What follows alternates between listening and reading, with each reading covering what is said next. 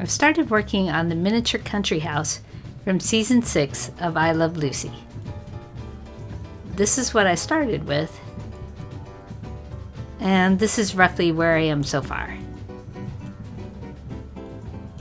Bumpy progress, but progress.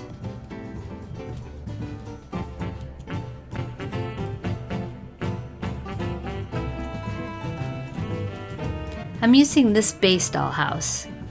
You can see here I started priming it. It comes like this, but when I bought it, it was in 2 pieces, like this.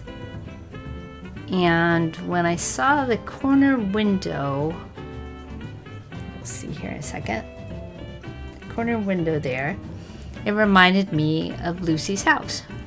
So I thought I could separate the 2 halves and put the fireplace in the center. And would I have thought to do that if the dollhouse hadn't come that way? Let's just say yes. This is my quick reference photo. It shows the scale of the fireplace and how the living room and the dining area connect. For reference, Lucy was 5'7", so that translates to roughly 5.5 inches tall for my mantle height. So here I'm still trying to fit everything together and check the scale.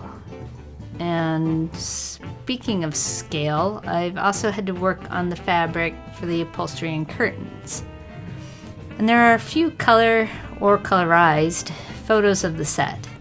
And while they vary in saturation, they show that the wingback chairs were orange plaid, and the double sofas were a shade of green and had kind of a nubby texture.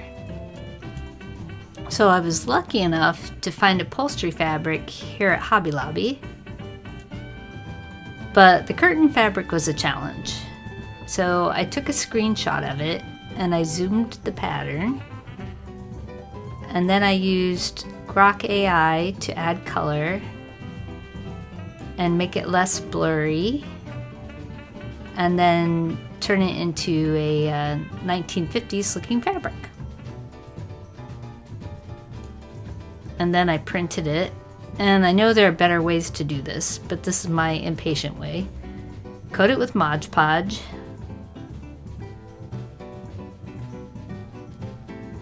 layer plain cotton pieces on it, and then weigh it down. And the iron wasn't on. Then you leave it overnight, and then the paper can be rubbed away, and it leaves the image printed on the fabric.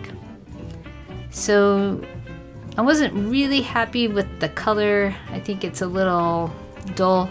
So I'm in the process of doing it again, turning up the saturation of the original image, and we'll see if I like that any better. But it worked pretty well.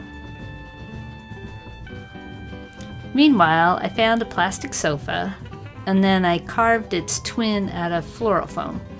You'd be surprised, but it's hard to find a miniature sofa that has a straight back. So here's the fabric from Hobby Lobby. And then here I am attaching it to the sofa I carved. So as you're watching this, are you seeing a potential problem? Yeah, the fabric hides the definition of the cushions when it's just covering it all like that. Well, you may have spotted more problems than that, but that's the one I'm currently working to fix.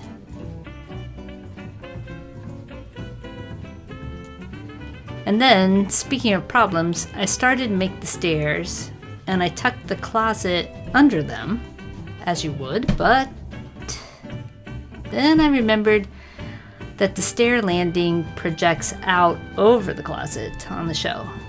I kind of felt like Ricky there when I realized that. So here's my modified version. Obviously I still need to do quite a bit of trim work on it, but the bones are there.